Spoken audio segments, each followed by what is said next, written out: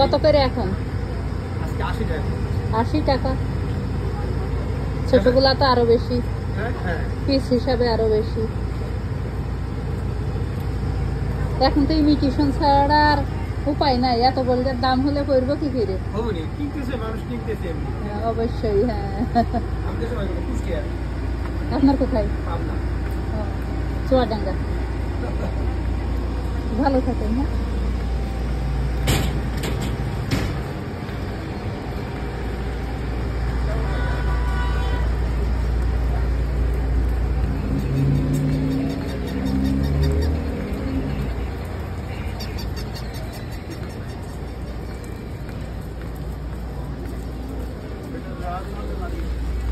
ये देने दो।